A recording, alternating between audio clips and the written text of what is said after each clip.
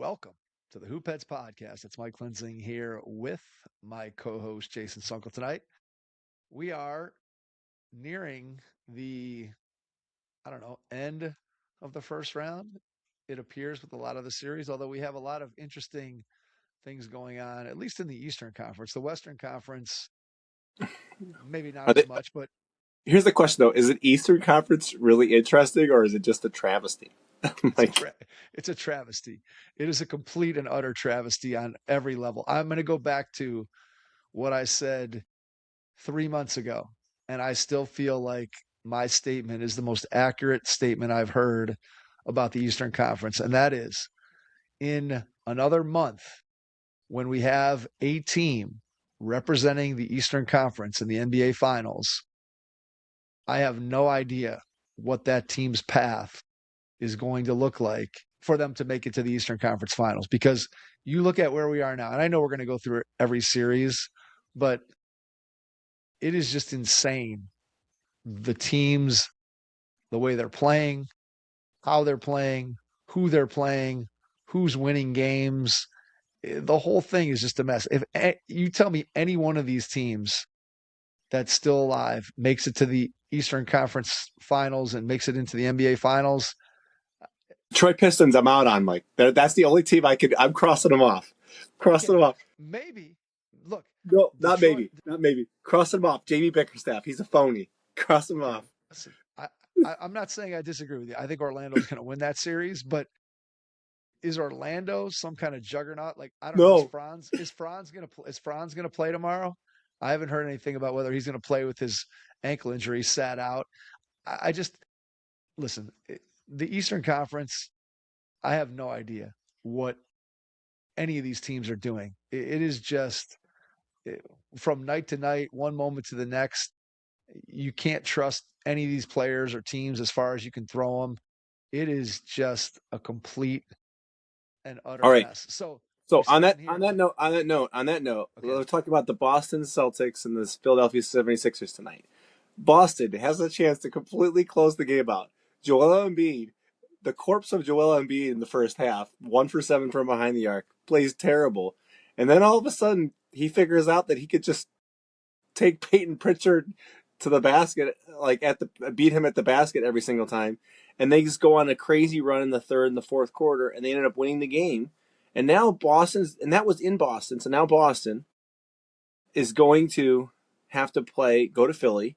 And, I'm not saying, once again, Philly is a hostile environment, but they do boo Santa. I say bring that up every single time we talk about Philly. But, I mean, what does this team, Philly, even look like? Who knows? Embiid might not even, be alive by the time that game happens. His legs might be, you know, he looked exhausted at points during the game tonight.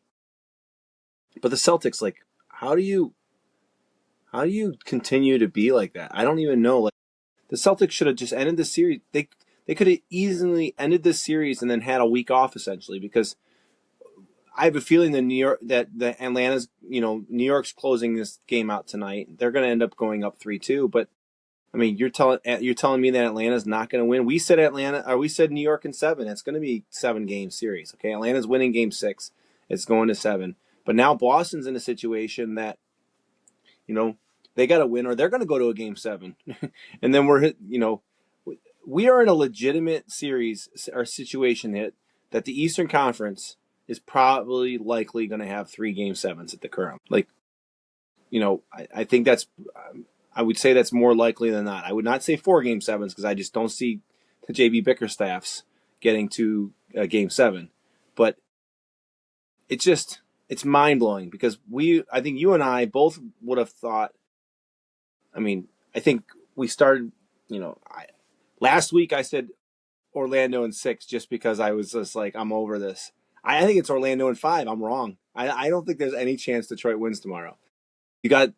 I said Cavs in 5. Well, that obviously shot out the window. By the way, my students made sure, because I played the clip of me doing the aneurysm thing. You're giving me an aneurysm. I played that clip for my students. They made sure to tell me on Monday, Mr. Sonkel, just so you know, your co-host is a higher probability than you of getting right because you have a 0% chance of being correct.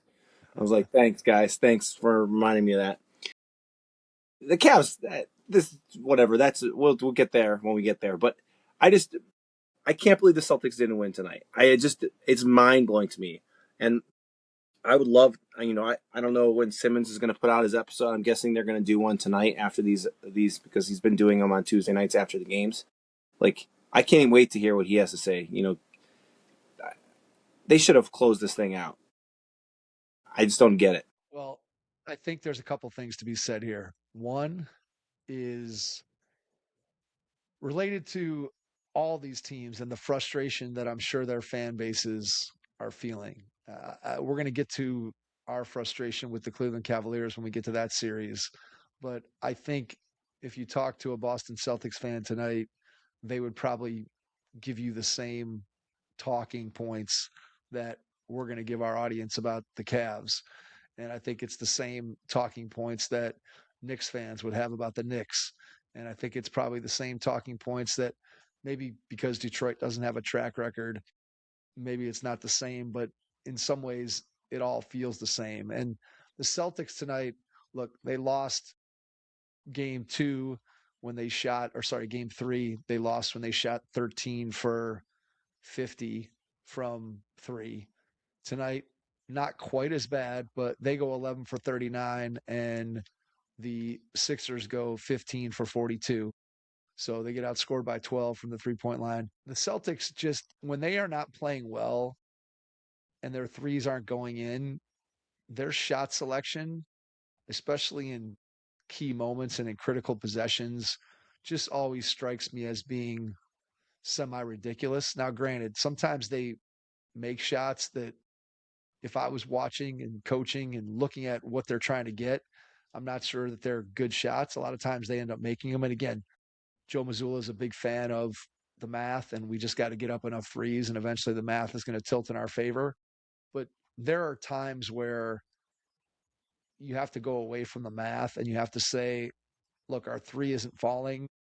We've got to get to the basket and just try to generate a basket in order to try to stop a run that the other team is on. And Philly went on a couple big runs Yeah. today. They had, I think it was a 12-0 run there in the fourth quarter. It was, I think they were up maybe 97-94 and they scored 12 in a row, I think, something like that.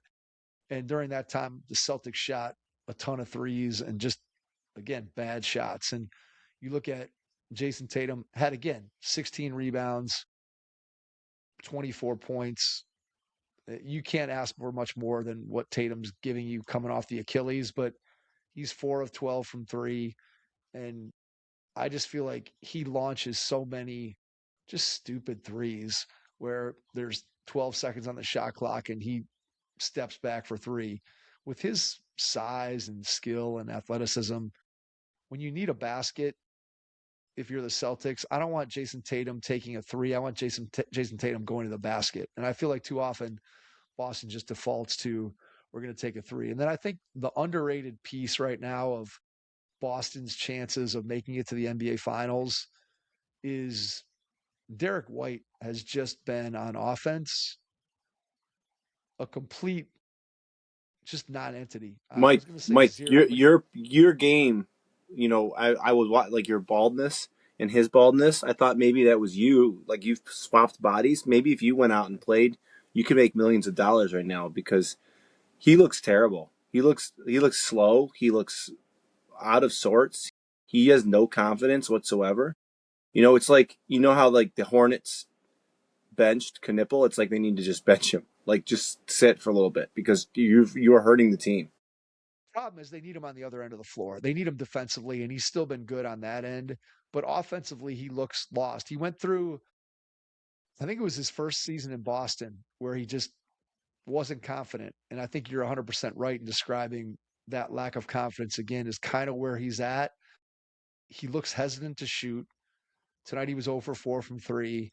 He just isn't the aggressive Derek White that we're used to seeing over the past couple of seasons, where he's really improved offensively and become pretty consistent.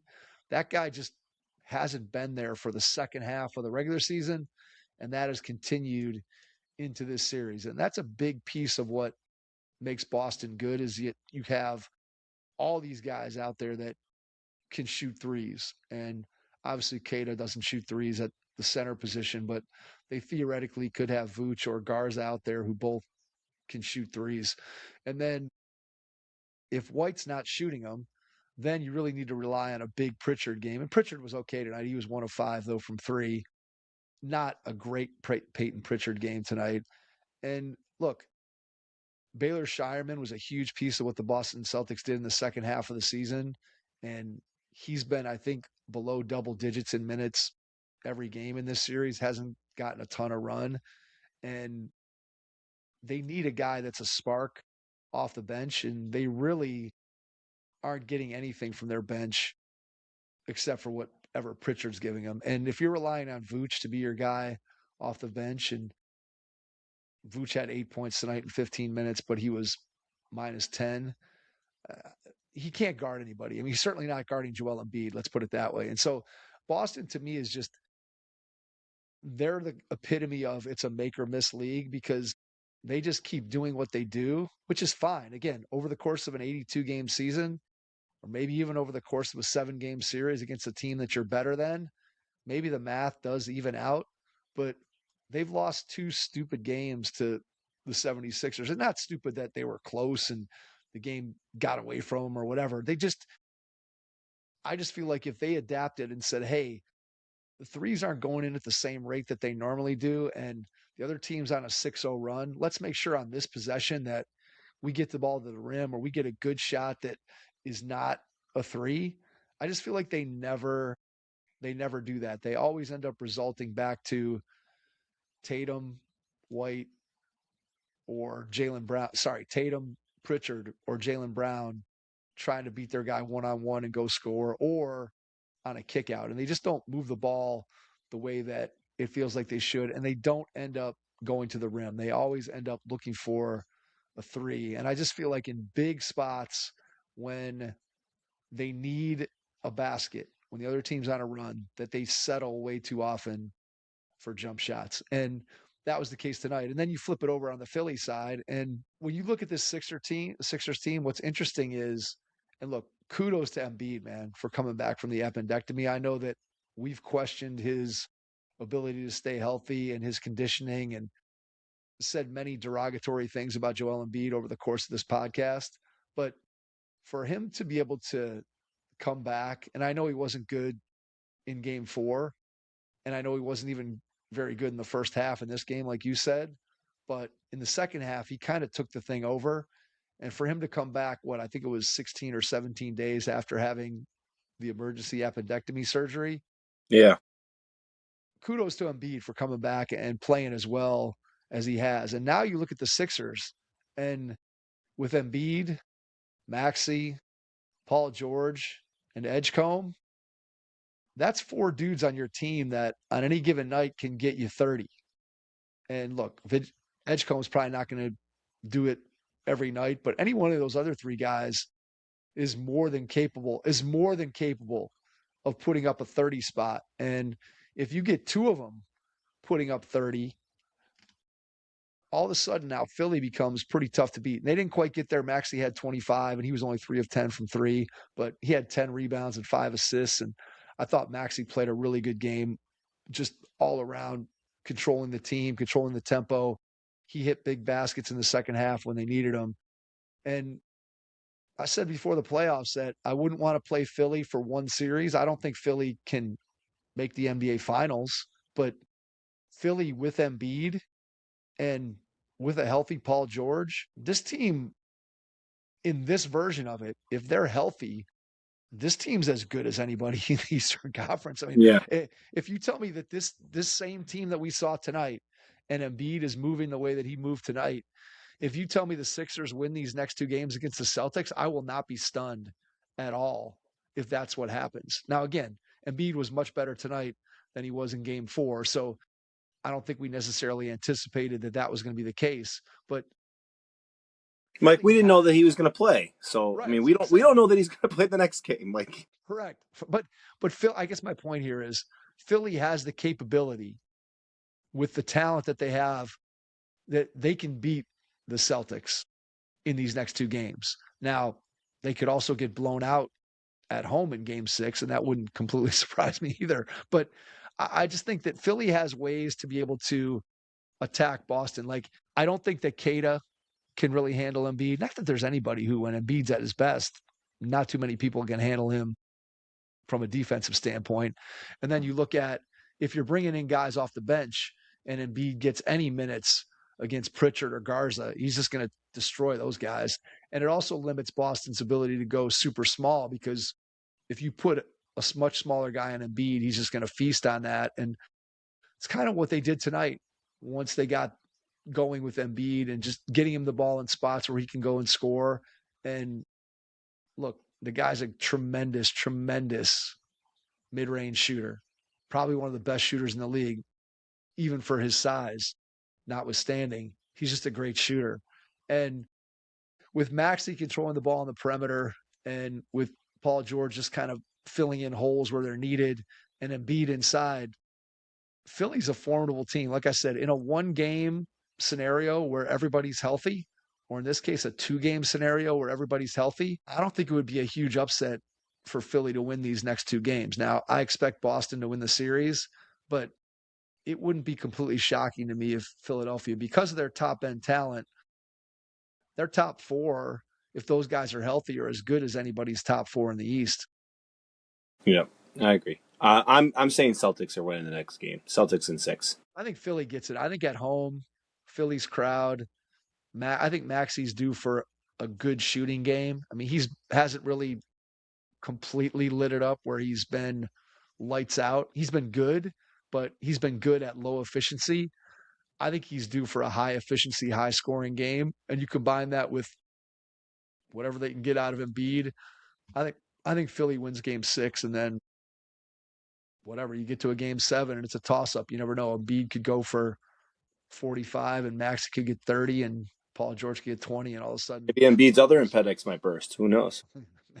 or he could just do whatever. He could have who knows what kind of injury, or he could have to play 40 minutes and get tired and become a complete non-factor in big moments like he has in the past. Who knows?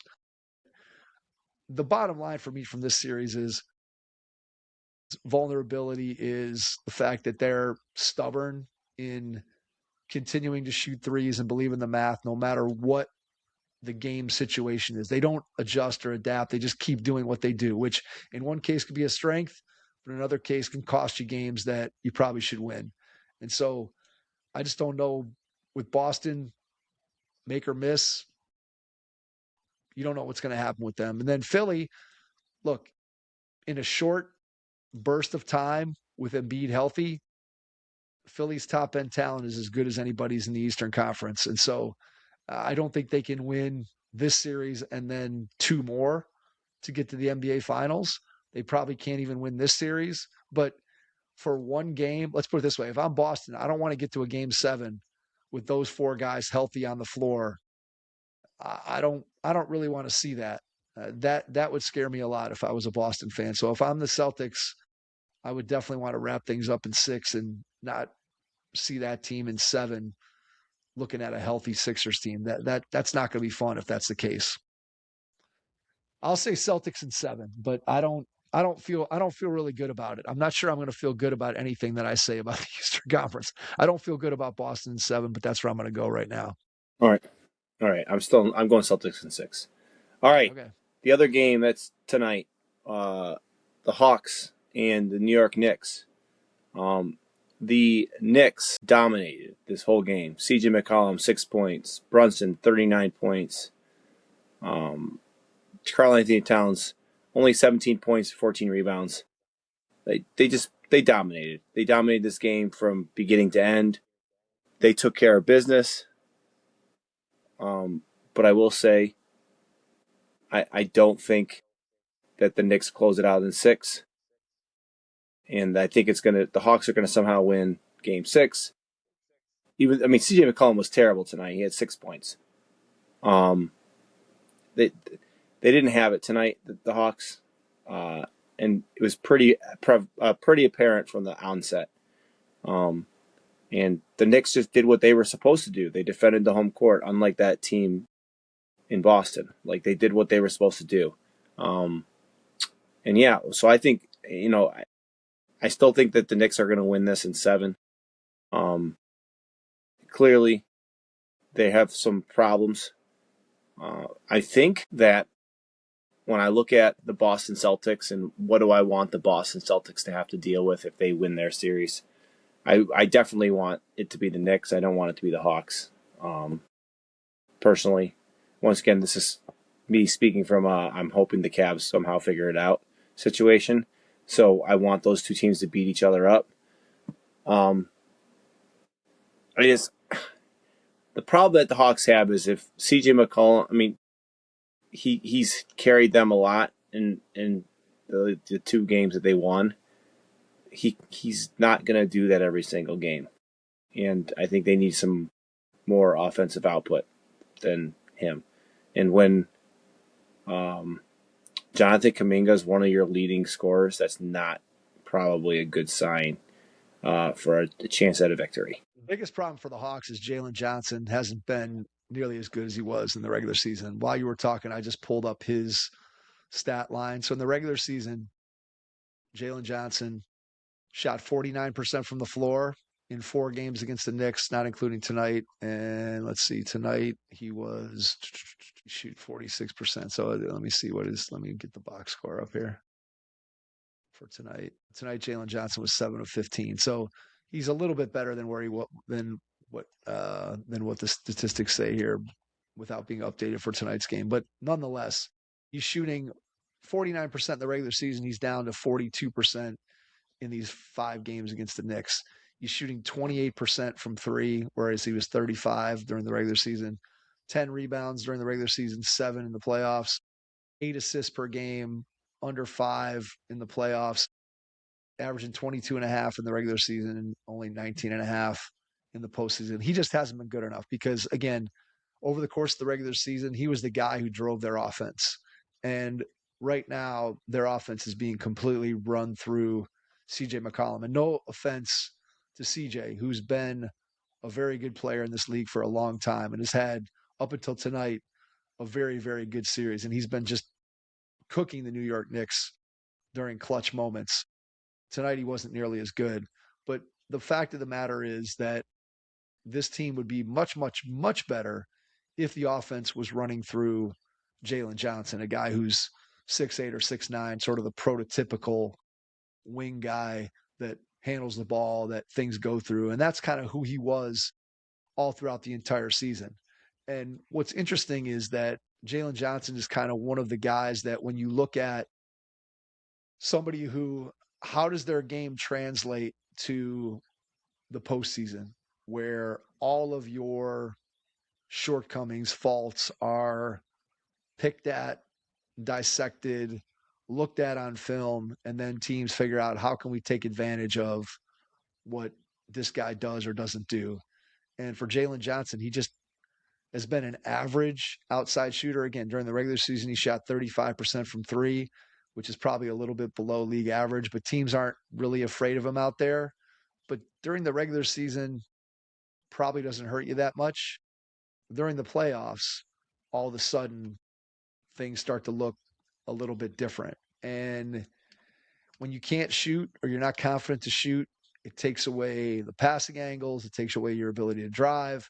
And the Knicks are kind of daring him to shoot. And when you're daring a guy who's the best player on the other team to shoot, that's really going to gum up kind of what you're trying to do, getting the ball into the lane and then spraying out for threes. And so Jalen Johnson's going to have to be better if Atlanta's going to A, win game 6, and B, have any chance to come back to Madison Square Garden and win game 7. So when I look at Atlanta, I think Jalen Johnson is the key to what they need to do if they're going to try to win this series moving forward.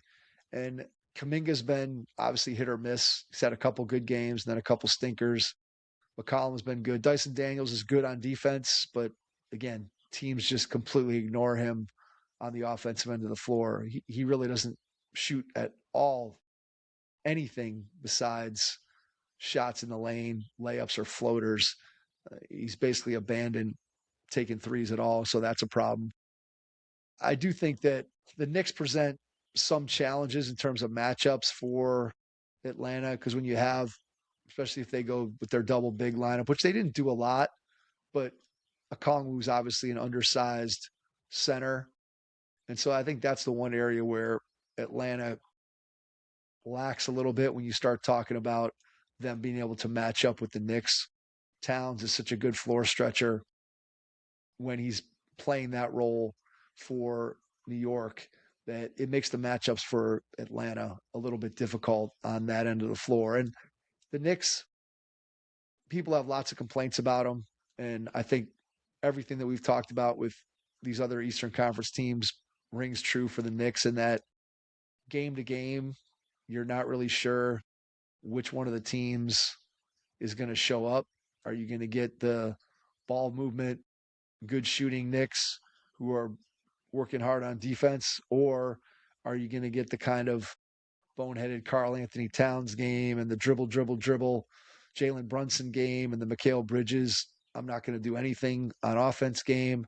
You just really don't know from one moment to the next which of these guys is going to show up and which, in all honesty, which team is going to show up.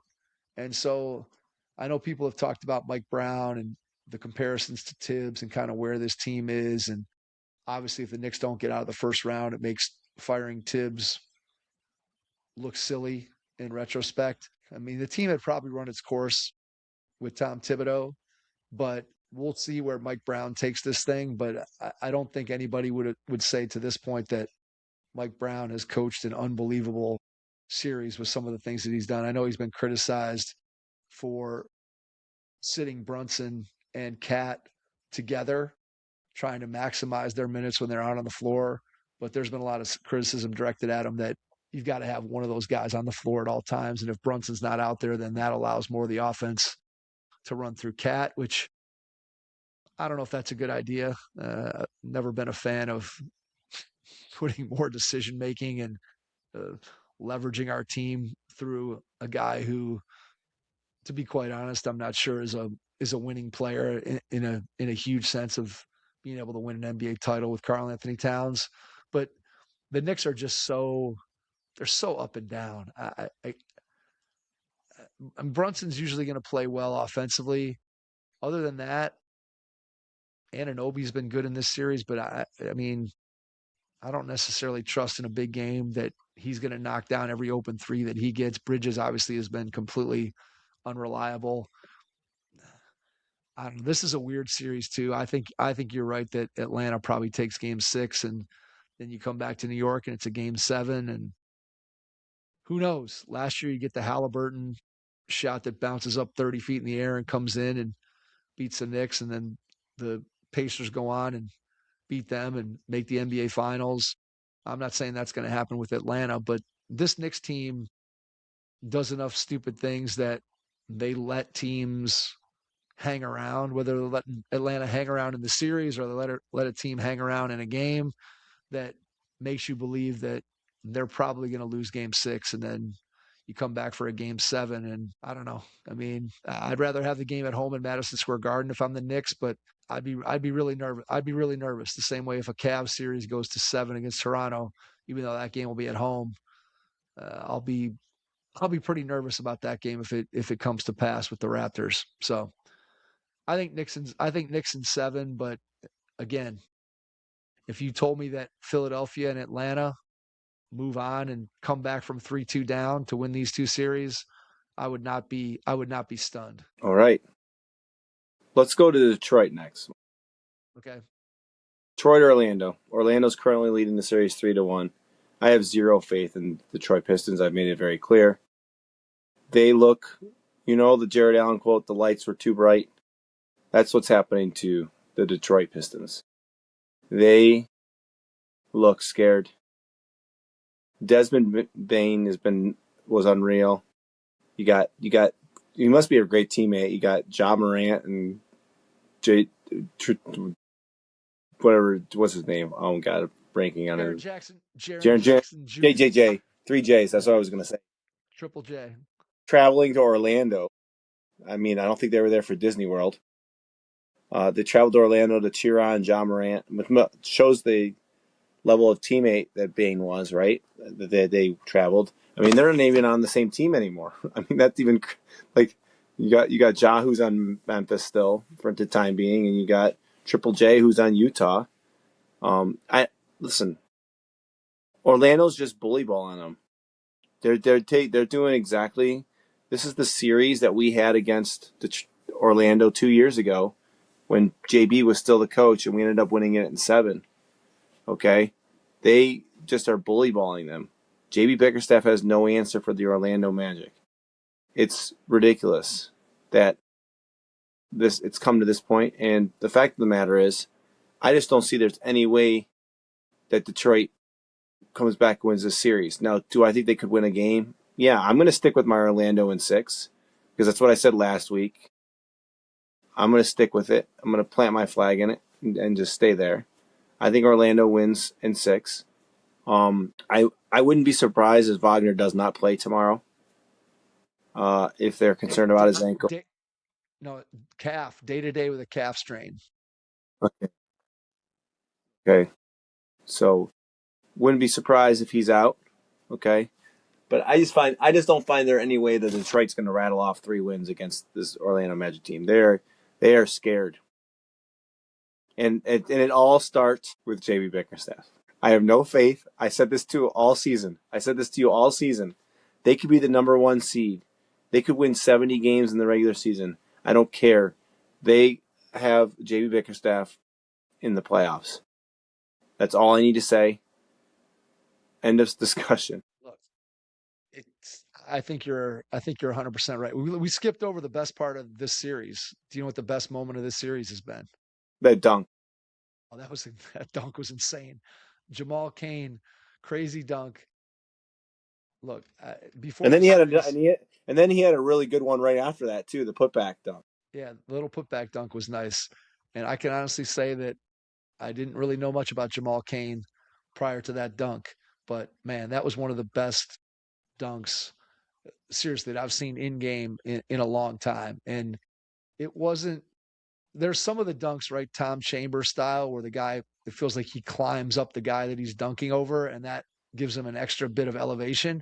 And I think there was a little bit of that, but there wasn't a lot. He pretty much just elevated and just dunked right on Duran's head. And then the aftermath of Duran sliding backwards like 20 feet on the floor on his butt after the dunk was a pretty good visual. Let's put it this way. Kudos to Jamal Cain for that dunk. I would say that was the highlight play of the playoffs to this point. I can't think of anything else that has topped that from a pure entertainment standpoint. So Jamal Cain, You great mean play. James Harden's turnovers haven't been entertaining? No, we'll get to those. We'll get to those. Look, here's what I'm going to say about this series. So Orlando is currently up 3-1.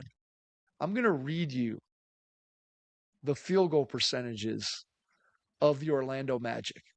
Are you ready for this? Well, I know that their field goal percentage in the game the other day was worse than the Cavs and the Raptors field goal percentage, and they still won. But go ahead. Okay. Paolo, 37%. Desmond Bain, 37%. Franz, lighten it up, 44%. Suggs, 32%. 1 of 11, by the way, from 3 in the last game. Wendell Carter Jr., the only guy really I would say in their top rotation of their top 6 guys who is doing anything, 53%. Anthony Black, 26%.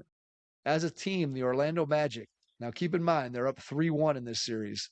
They are shooting 38% from the field and 31% from 3. And they are currently averaging 100 points per game, which I am certain would be dead last in the NBA over the course of the regular season.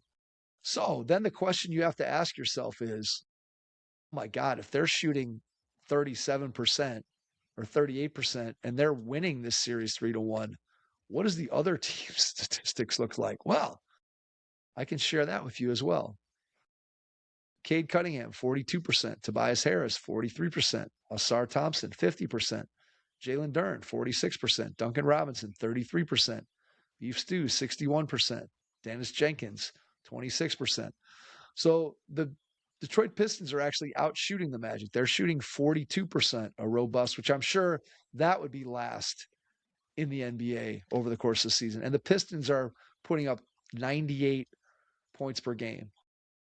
Every concern that every NBA fan, podcaster, writer had about the Detroit Pistons all throughout the season was without Cade Cunningham, who is going to create and generate offense for this team? And number two, even when Cade is generating offense for other players, who is going to be able to shoot and put the ball in the basket? Detroit in this series is shooting 27% from three. That's obviously not going to work. They're only getting up 30 attempts, which I'm sure is at the low end of the playoff barometer. The Magic are putting up 33 and a half, so they're getting up 3.5 more threes.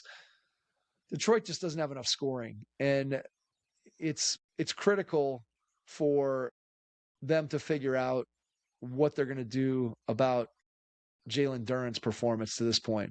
So Duren, who might very well make an all NBA team, he's going to be very, very close. And if he makes an all NBA team, he's going to be eligible for, I believe, a supermax, like $300 million contract.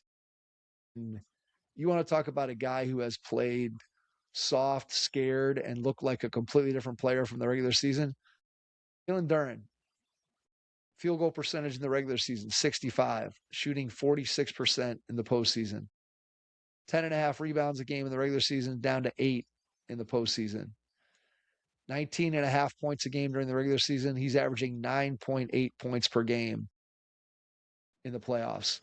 There is no possible way that the Pistons can generate enough offense. And look, heading into this season, nobody thought that Duren was going to be a great offensive player. And even during the season, it was more just the fact that he was aggressively rolling to the rim. He was getting to the offensive boards. He had developed a little bit of a post game. And all of that has just been swallowed up by Orlando and by, in all honesty, what appears to be his lack of confidence or force or whatever you want to say. He is not taking it to the game. The game is taking it to him.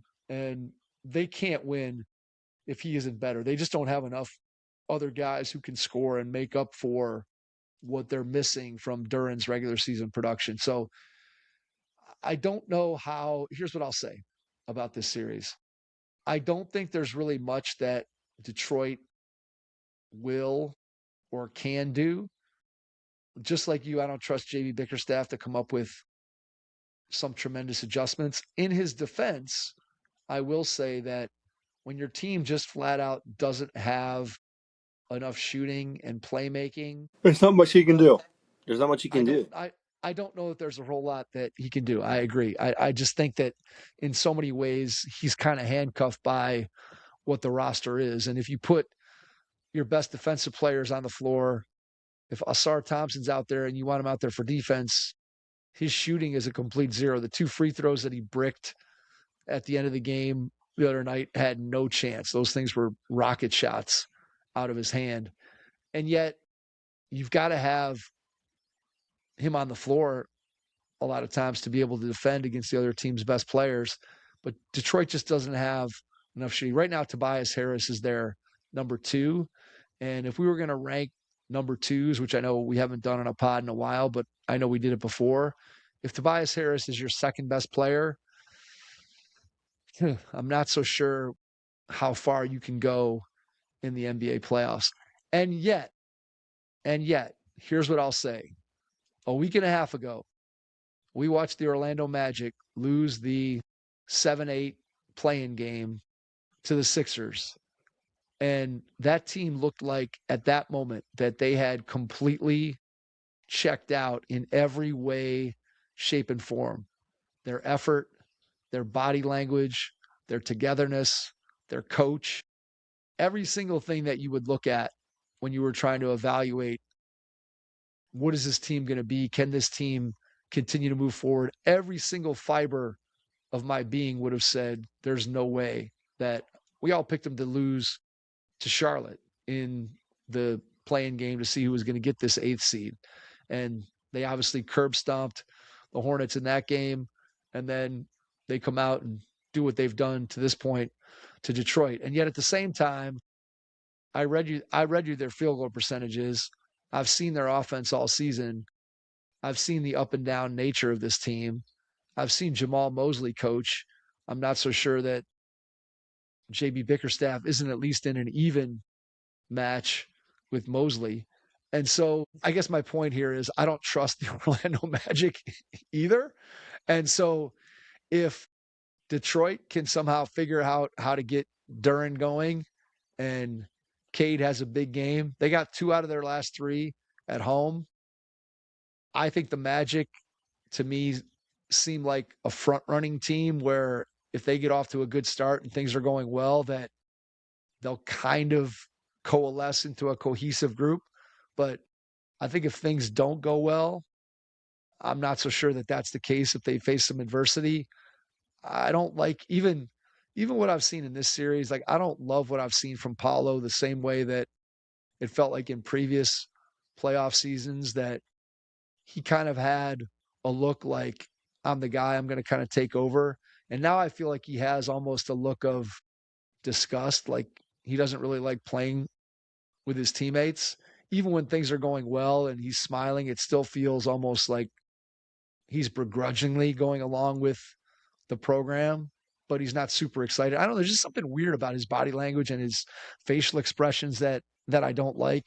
And so I think Orlando probably ends up winning this series. I think Detroit's going to get Game 5, just because I don't think Orlando is a juggernaut that's just going to be able to roll through.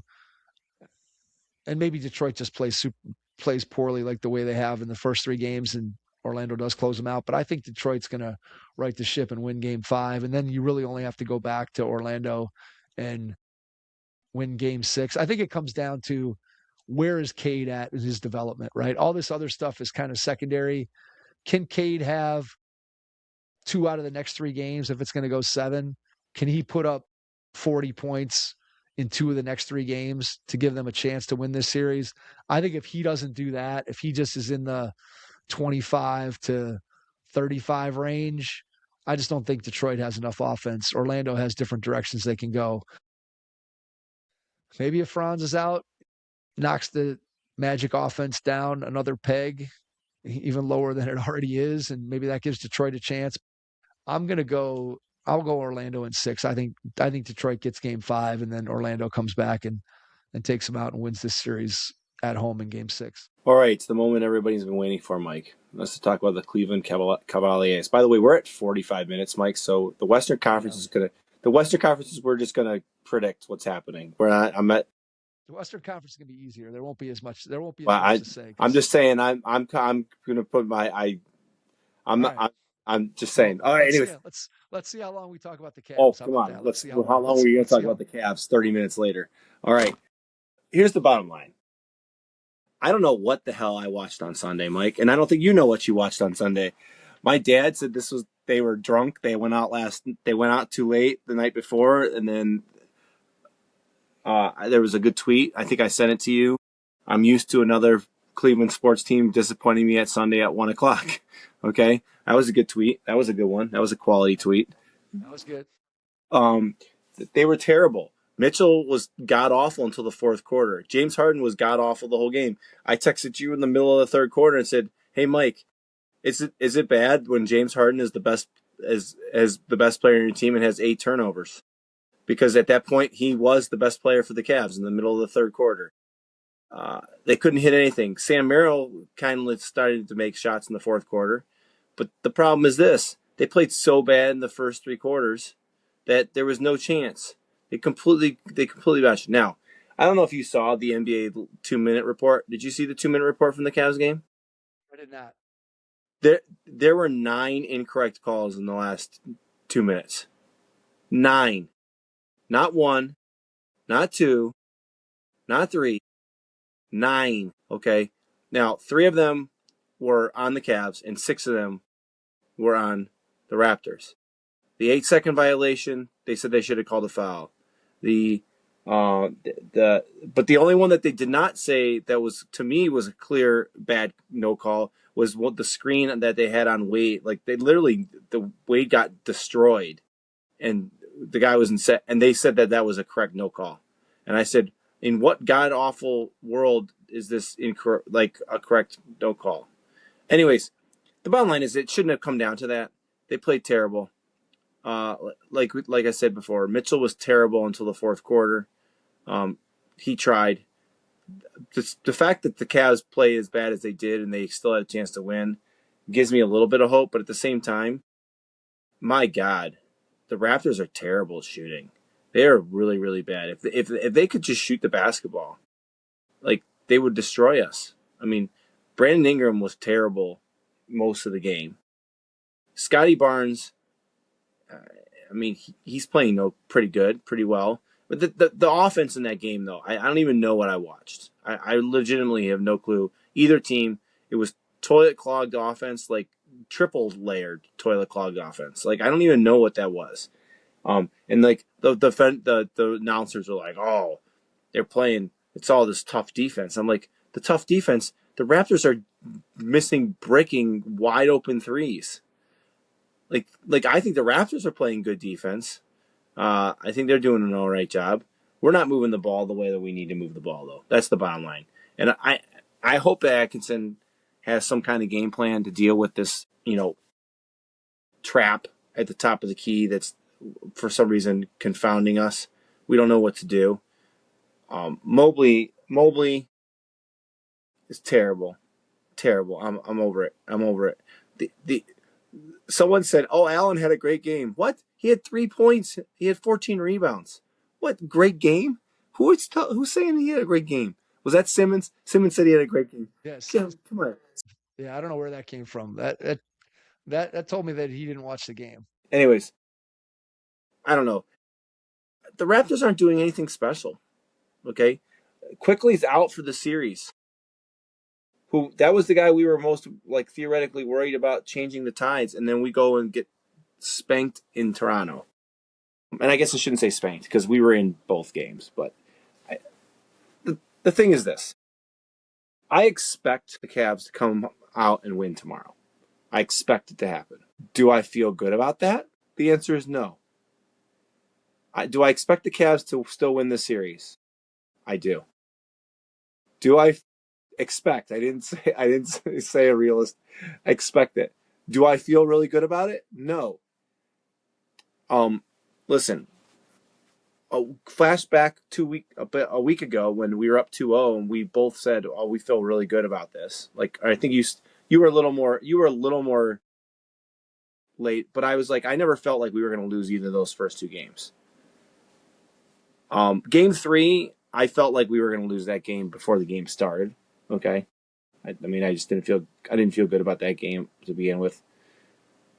Yes, Sunday's game, like going into it, you and I shared. We both felt like the Cavs are going to come out, take care of business, and the Raptors were not going All right, go ahead. to. So I just feel like the Cavs should win this series. Still, do I feel great about it? The answer is no. I'm going to pick the Cavs in 7 now, Mike. Look, here's what I'll say. There's some technical things that we can look at, and I guess when you look at the rest of the Eastern Conference and you look at the way that NBA basketball ebbs and flows, that maybe I'm being too harsh on the Cavs, but I just feel like from a talent standpoint, this team should be much better than the Toronto Raptors. And if this team fancies themselves as a serious NBA Finals team, then you have to be able to end series early in the playoffs so that you can get some rest and be prepared for your next opponent and not go from game 7 to game 1 of the next series and have a day or two off before that next series starts. And this team in these two games just played with, in my mind, zero sense of urgency. Game 3, it's 67-66, and the fourth quarter, you give up 43 points, completely just let go of the rope. The defense in that quarter was inexcusable. And I know the Raptors hit 8 out of 9 threes, and Battle came in and went 4 for 4. And But by the way, when he jacked up the first three on Sunday and it was a complete airmail, my dad's like, "Oh, that's why I never heard that guy right, before the other exactly. day." And look, sometimes that happens, but again, at some point, you have to just look around and be like, dudes, we're not letting this happen. Like, we have to figure out what we can do to stem this avalanche that's hitting us again when we're the better team. So you give up 43 points in the fourth quarter of game 3 to lose. Then in game 4,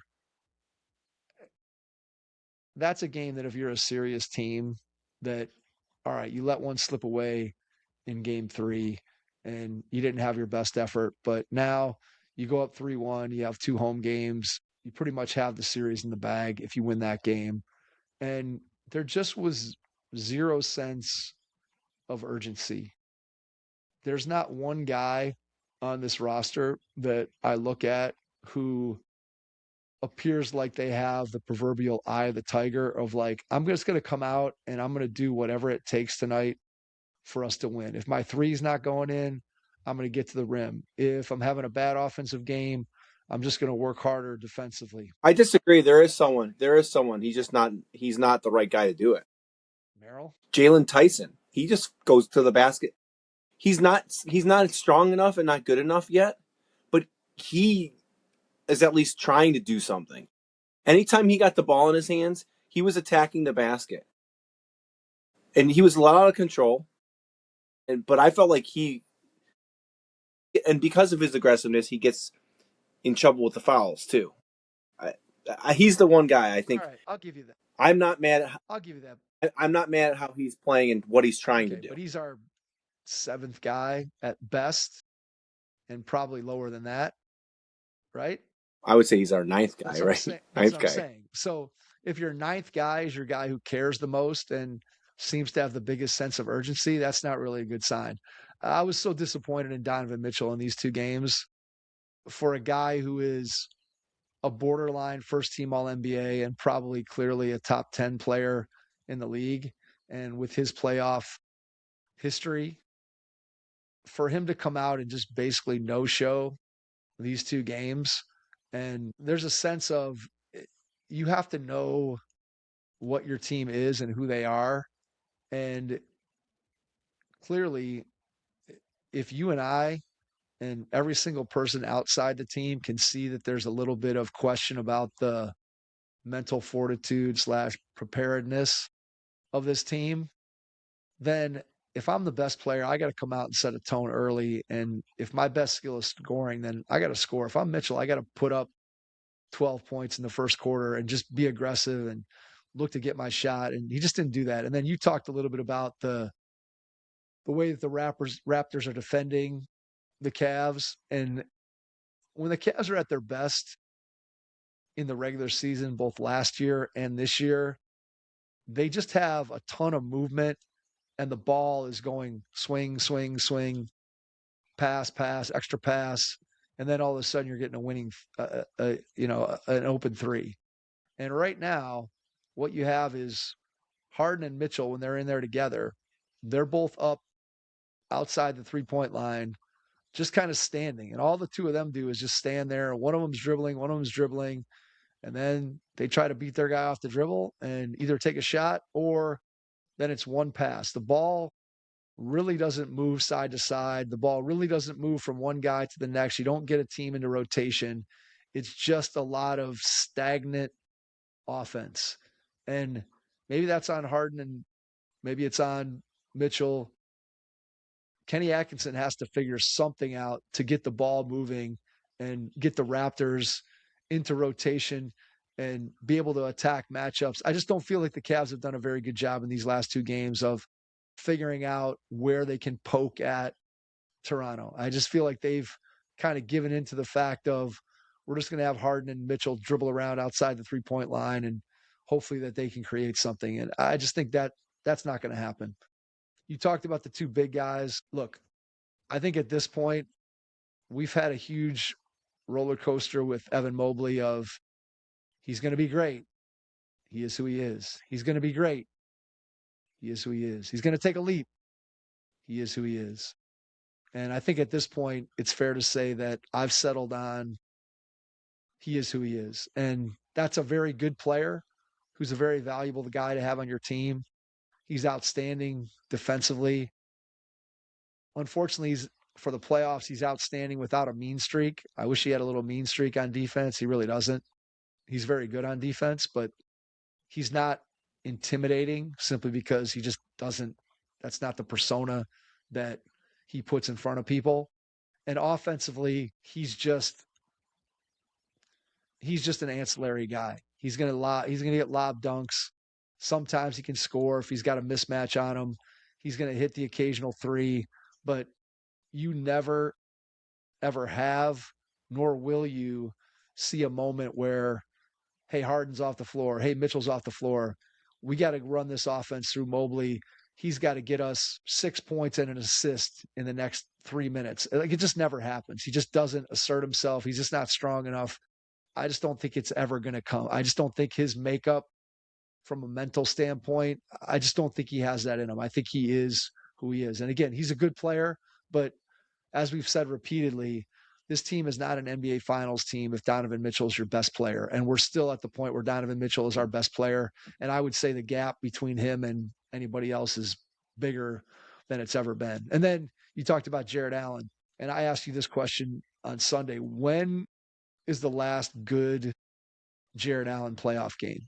Like, Jared Allen has games during the regular season where he has 27 and 15.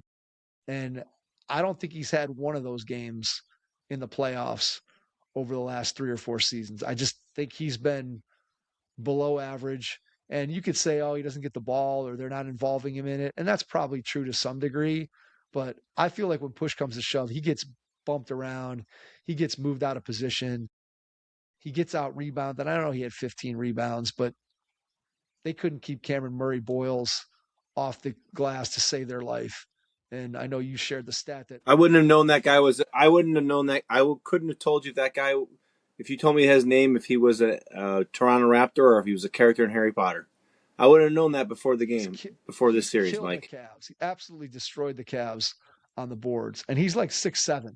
And he just is out physicaling whoever's down there trying to keep him off the glass. And it is what it is. That's the way it's been in the last 3 postseasons, and I don't expect that to change with Mobley and Allen. They're not physically big enough, tough enough, determined enough to do what is necessary to control the glass the way you think they would if you're playing 2 7-foot guys that have the level of skill that those two guys have. They just don't control the interior the way that you would want them to.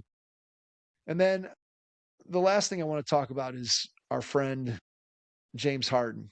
And And we were glazing him last week. We said he was playing so great, look, Mike. Is it our this is fault? Is it our this fault? is the pattern, right? Regular season James Harden, very, very good. You don't notice the flaws in the regular season as much because, again, the stakes aren't quite as high. He usually plays better in the regular season. And I'll be honest, he's been okay offensively in this series. Like, I don't feel he's been unaggressive on offense. He hasn't disappeared at the offensive end of the floor where he's refused to shoot and some of the things we've seen from him in past playoffs. Of course, we're not really to the biggest leverage moments in the series yet, so that's probably yet to come. But James Harden defensively is a complete and utter waste of time. He might as well be a traffic cone. At least maybe a guy could trip over a traffic cone. James Harden, literally, I watched him on so many possessions. After I noticed this, I started just trying to watch him defensively. And obviously, sometimes it's hard with the camera and where the shots are being taken from. But there were so many times where his guy doesn't have the ball. And I don't know if you watch him at all, but next game, just watch Harden on a defensive possession when the ball's away from him. He seriously just stands there and he's like He's looking in the stands. He's staring at the ball. He has no idea where his guy is. There was so many times where his guy just cut behind him or cut in front of him or moved, and Harden had no idea where his guy was. He had no idea what his guy was doing. His guy would cut behind him for layups. His guy would run right around him to get an offensive rebound. He just was a complete turnstile. And then the play that epitomized the whole thing for me was he had that lazy turnover. He was bringing the ball up the left side of the floor, and he passed it from behind half court.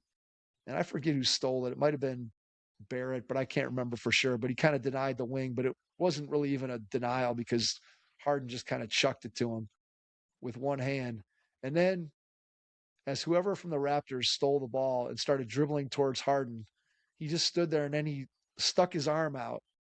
Didn't even move his feet, just stuck his arm out. The guy dribbled right past him. And then Harden just turned around and watched the guy go in. It was a 2-on-1 and Toronto scored. And Harden literally turned it over 2 feet behind the half court line and then never moved from that spot as the Raptors went down to score. So turned it over, stood there, did an Olay with his arm, and then watched Toronto go down and score. I just, what I don't understand for the life of me is how you can play high level basketball for 17 years in the NBA, plus however long you played at the college level at Arizona State, plus your high school and just all the basketball that James Harden has played. And look, there are players who have different levels of offensive ability and different levels of defensive ability. But I don't understand how you can have as much basketball experience as James Harden does. And presumably the guy in his mind thinks that he wants to win. That's still something that motivates him. And yet you have no idea how to play off ball defense. You have no idea how to see the ball and see your man, a principle that you get taught when you're 7 years old in your rec league team. And he has no idea. He is completely, unless his guy has the ball in the post, then he'll at least bump the guy and try to get a steal and strip him. Other than that, it looks like he has never played the game of basketball on the defensive end of the floor. Like he'd be perfect for Iowa girls basketball 3-on-3, where there's just put him at the offensive end of the floor so he doesn't even come back on defense. Like with his defensive, and this is not even the things that we've criticized him for over the years. I mean, we've said he's been bad on defense, but he really hasn't even cratered offensively yet. And already I look at what he does and doesn't do, and I don't see how you can have him on the floor and not and put a functional defense together. He just doesn't guard anybody. He guards no one, and it's not even like, I don't know. To me, it doesn't even look like effort. It honestly looks like he has no idea what he's even supposed to do. Like, hey James, look at the ball and look at your man and try to figure out where both of those things are at the same time. And he just doesn't do it. I mean, this team, like, there was 2 or 3 Hey, possessions. he's 20th all time in steals, Mike. That's what Come I'm on. saying. It's insane. It is insane I'm how much looking he's I'm playing. looking at this I'm looking at this list. I'm looking at this list of the top 50 steals all time. There's only one name that really stands out to me as someone I would not have expected to be on this list in the top 20. Number 13, Mookie Blaylock. Mookie was Would you I have mean, I probably wouldn't have said he was. It probably would have taken me a while to get to him as a top 20. But when you say that, I mean, clearly he's not an all-time great. I'm just saying everyone else is like it's Stockton, Yeah, Paul, Kidd, right, Jordan, Peyton, right. He's not LeBron. an all-time great player. But when I think about what Mookie Blaylock was as a player, I certainly think about him kind of as a ball hawking guy who would get a lot of steals. And so, look, I don't know, the Harden thing. I didn't like it when it happened, and he played well in the regular season. And like we said, his passing has probably been better than we thought, but he's got 15 turnovers in 2 games in Toronto when you needed him to handle the ball. So what is it? So what does he have to do tomorrow to make you do at least a slight about face? A slight. I'm not making. Just don't turn the ball over. Don't turn the ball over. Take care of the ball and just play a normal game. And when you're on defense, just at least be engaged and know where your man is and know where the ball is. Look like you've played basketball before on that end of the floor. I don't know. The Cavs, there were those couple possessions where Scotty Barnes just got the rebound and dribbled the length of the floor and dunked. And then everybody on the Cavs just stood and looked at each other like, boy, he's dribbling pretty fast. Who's going to get in his way and stop him? There was just so many inexcusable moments in that game that I don't even know what to say. The Cavs have to get the ball moving on offense. They have to be more engaged on defense. To be honest, at this point, they may win this series. They may lose this series. Heck, they may even get to the NBA Finals because, like I said, their path to getting there is just as insane as any other team's path in the Eastern Conference. But against a real team, this team has no chance. They could beat Toronto, who's terrible. They could beat Orlando or Detroit in the next round, who both of those teams are offensively challenged. Again, either Orlando or Detroit could easily beat them as well. But the Cavs could get to the Eastern Conference Finals. They could beat Boston if Boston has 2 or 3 bad shooting games and whatever. But the fact of the matter is, I've been saying it all season. I don't trust this Cavs team. I don't think there's not a guy who's just going to grab somebody by the shirt and say, "Hey, we're not losing this game. We're going to do whatever it takes. If it takes me going to the rim 40 times, I'm going to go to the rim 40 times. If it takes me going all out on defense, that's what I'm going to do."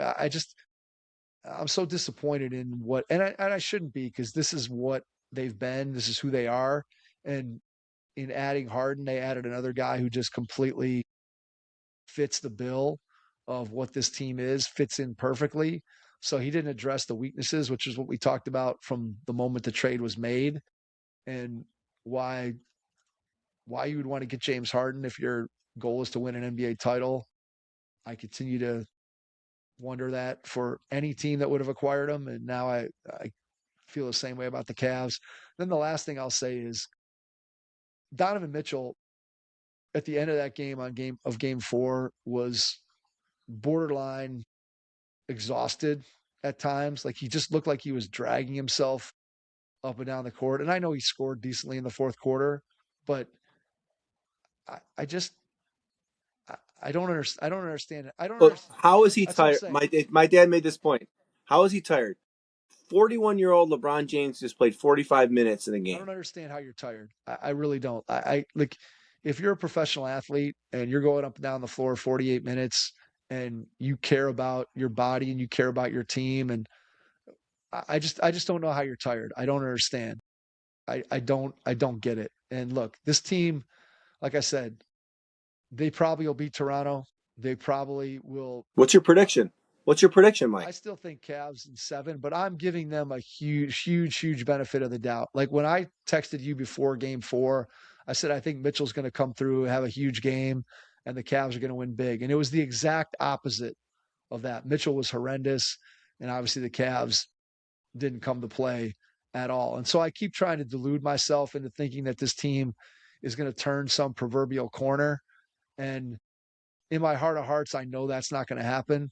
The only reason I'm continuing to say Cavs in 7 is because the Raptors stink, and I don't think they're any good. It's not because I have any faith in this Cavs team, and I won't be surprised. I won't be surprised if they lose the next 2 in embarrassing fashion and they're done in 6. And at that point, all bets are off, and you might as well trade everybody and just start over, because I don't know what's left what's left to salvage from this team. If you lose this series to the Raptors, Donovan Mitchell will still have never been to the conference finals. James Harden is who he is. You're not hopefully not going to re-sign him. Mobley, I think, has proven himself to be, at best, he's maybe the 3rd best player on a championship team. If he's your 2nd best player, you're not winning an NBA title with Mobley as your 2nd best player at this point. Just let's pack it in, man. Let's start over and see what we can do the next time. I mean, this iteration of the team was kind of a surprise, and I think came together faster than people thought and won 65 games last year. But if they lose this series, or even if they win this series and then lose the next one, what are we talking about? I just, Yeah. I don't know. All right, Mike. It's like midnight already. We haven't even done the Western We're doing Conference the yet. Western Conference quick. So We're doing it quick. We're doing it quick. okay. I'm 5 minutes. We're doing 5 minutes. Here's my predict. Thunder are better than everybody. The end. Okay. So Thunder over the Suns, non-competitive. Uh, Thunder are definitely the best team. The Thunder might sweep any team in the Eastern Conference. Seriously, if anybody in the East if Oklahoma City doesn't sustain any injuries and they get to the NBA Finals, I would be hard pressed to think that an Eastern Conference team. And I know people said that last year with Indiana, but I think Oklahoma City is, despite the fact that they don't have Jalen Williams, I just think that Shea has taken it to a completely different level in terms of being unguardable, and their defense is even more ferocious than it was last season. So they're Well, it's so ferocious that Lou Dort's injuring people. correct. All right, Yep. next up. Well, San Antonio was up by 19. They're only up 9 now They're going to close that. with 8 minutes They're to going to play. close. They're going to close it They're out. going to close that game out. The San Antonio's legit, and here's why. Because as long as Wemby's healthy, there's nobody who can do what he can do on the defensive end of the floor. De'Aaron Fox the other night in the second half was incredible on Sunday. And anybody who listens to the pod knows that over and over again, I've been saying how much I liked De'Aaron Fox when he was in Sacramento. Obviously, in San Antonio, he's the second banana behind Wemby. But as weird as it sounds, I trust De'Aaron Fox to be good in big moments. And then the thing that was eye opening for me in game 3 was the Dylan Harper Scoot duel when the two of them started talking. And you just saw Dylan Harper take his game to another level. And maybe he's not ready to go there every single night. But the fact that he went there in a playoff game that they needed without Wemby, I mean, I just think Harper, and that says nothing about how good Stephon Castle has been. And I think this Spurs team, when we talk about the things that the Cavs lack, I think the Spurs have every bit of the intestinal fortitude that I think the Cavs don't have. And they showed it by winning that game without Wembanyama. They showed it by being down 17 at the half, which was a little concerning on Sunday, but then coming back and just completely annihilating the Blazers in the second half, holding them to 35 points. Tonight, Portland has 82 with 8 minutes to go in the fourth. So I'm guessing they're probably got a good chance to hold them under 100 again tonight. Wemby is just a complete force to be reckoned with. I think at this point the championship comes down to Spurs Thunder in the Western Conference Finals. I mean, Denver hasn't looked anything like what the Nuggets would have to look like in order to challenge either one of those teams. I certainly don't think Denver, the way they look now, and with Aaron Gordon continuing to be off again, on again, hurt, and probably never going to be 100%. They just don't have enough unless Jokic takes it to another level. And they still got to win 2 more games absolutely. in the series that they're Right, playing. absolutely. Now, once again, Minnesota's in a Yep. bad spot because Yep. of the injuries, Yep. and there's no way they're going to have any of those guys back. So, I mean, watching that game yesterday, I was like, I just don't know. Like Minnesota up 3-1. I don't think there's. I'm probably picking Denver in 7, right? For Because sure. I just don't think that. Because I don't think Minnesota has enough. I mean, I think you're relying on Desumnu to drop 43 again. You're relying on. I mean, Naz Reid, I remember 2 years ago. Man, was he like a player? Like every time he shoots the ball, I'm like, that's not going in. Now he did make some threes yesterday, and he played all right. But I just look. I don't know. It's anytime you get one guy. I mean, first of all, Anthony Edwards is a top 10 player in the league, and DiVincenzo has always been a guy who's played better in the playoffs than the regular season. He's a guy who's not afraid of the moment. I feel confident going into a game with Dante DiVincenzo that he at least, maybe he's not going to play great every night, but he's going to bring it every night. If his role is to shoot 10 threes in a game, guess what he's going to do? Shoot 10 threes in a game. He's going to shoot 10 threes. Regardless of whether they go in or not, I feel confident that he's going to do what he's being asked to do night in and night out. And you're missing both of those guys, now everybody gets bumped up 2 pegs instead of just 1 peg, which sometimes you can make up for in a short amount of time. But now you're asking everybody to go up 2 slots. And I just don't think Minnesota can score enough to stay with Denver's offense. Plus, you take away Ant, who his defense kind of comes and goes, but in big moments, he's capable of being one of the better defenders in the league. And that just weakens Minnesota's defense just enough, despite the presence of Gobert and McDaniels, that I would expect that Denver's going to win in 7. It's hard for me to believe that Minnesota is going to be able to generate enough offense in these final 2 games to be able to hang with Minnesota and Denver. Plus, I just think Jokic hasn't been great in this series from a scoring standpoint, but I find it hard to believe that without Ant and DiVincenzo that he's not going to figure out a way to help Denver get through to the next round. And so that sets up Denver, San Antonio, which in theory should be a good series. You got the Nuggets experience. You got Jokic versus Wemby. You got the Nuggets or the Spurs inexperience. I still think that'll probably be a good series if we get there. I'm going to say Denver is going to win in 7. I think San Antonio, now they're up 13 with 7 minutes to go. I'm guessing they close this out tonight. And then Lakers, Houston. Houston said Durant's going to be out for Game 5. Hey, look, nobody's ever come back from. It's over. You think it's over? It's over. I don't think Reeves is going to play tomorrow. I don't think it's over. I think there's a halfway decent chance that. I know this is crazy. I think there's a halfway decent chance that Houston comes back from 3-0 and wins it. I'm going to go Houston in 7. Get out of here. No. Houston in 7. No Houston way. In 7. You LeBron hater. You LeBron hater. Houston in 7, baby. Houston in 7. Look. Hey, by the way, I noticed you never responded to my text message. Which text message was that?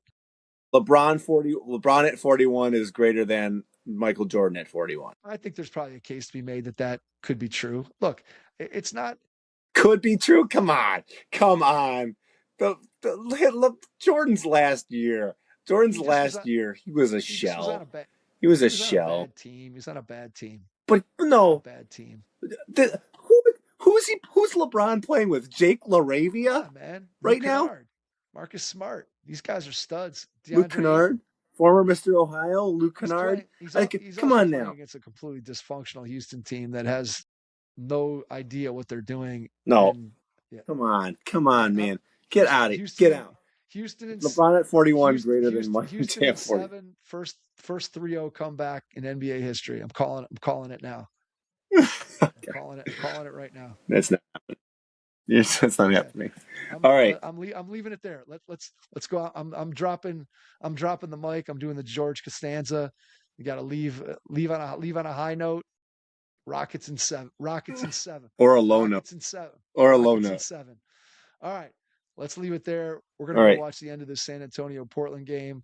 I'm going to get the episode all ready to go and posted. So yeah, I guess, Mike, I don't know what we're going to have to probably try to do something at some point this week to make some predictions on round 2. I don't know. We'll have to figure it out once some series get sorted out here. We probably have to do something. I don't know if you want, even if it's a short pop-up episode here and there. I don't know what your your basketball travels have you going this weekend, if anywhere. We're in town, and right now our 2 Saturday morning games. We have 2 games. In the first iteration of the schedule, we have a 9 a.m. and 11 a.m. game in Westlake. So I won't be out of town. Let's put it that way. So we shall see. You won't be globetrotting. You won't be globetrotting this week. Not this week. So we should be able to figure out a time to be able to get some. Plus, we might have to have a Cavs emergency pod after they lose in Toronto in Game 6. After they win by 50 tomorrow night? Okay, got it. Dude, it's not happening. This has been I texted you about the East. That the East has just been completely wackadoo. I don't know. I wouldn't be surprised. I think Detroit is probably the least likely team, but you tell me any of these other teams ends up somehow making the NBA Finals, and I'll be like, all right, whatever, because any road to the finals for the East is just, it's insane. Whichever team makes it, it's going to be completely improbable how they do it. So, all right, let's leave it there.